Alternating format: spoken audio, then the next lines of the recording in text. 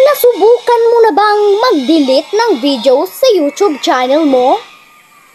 At nagtataka ka kung bakit nababawasan ang iyong watch hours.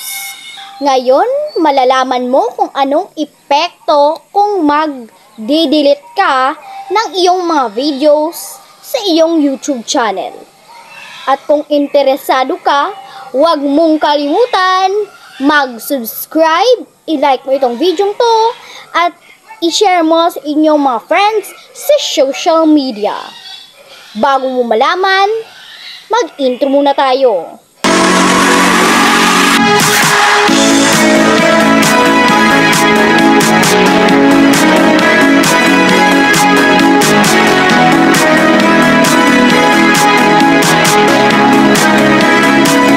At ngayon, malalaman mo na kung ano epekto kapag nag-delete ka ng iyong mga videos.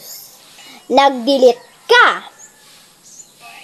Tapos nagtaka ka kung bakit bumaba ang watch hours mo. Ito po ang dahilan. Nag-delete ka po. Tapos yung video iyon ay malaking-malaki ang views at likes. At na-delete na yon, mabawawasan na po yung malaking-malaking views na yon.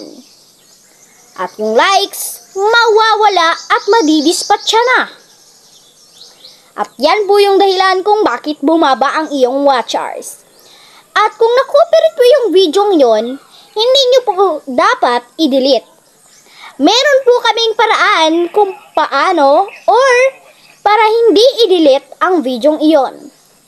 I-private nyo lang po ang video iyon kung na-copyright. Ganun lang po kadali ang steps. Kaya tandaan nyo po, wag po basta-basta mag-delete ng videos kung mataas ang views at ang likes. Magtatapa po kayo niyan kung bakit bumaba yung views.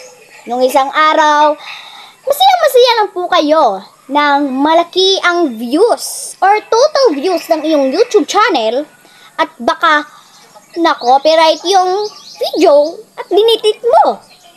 Mawawala na yung views na yon.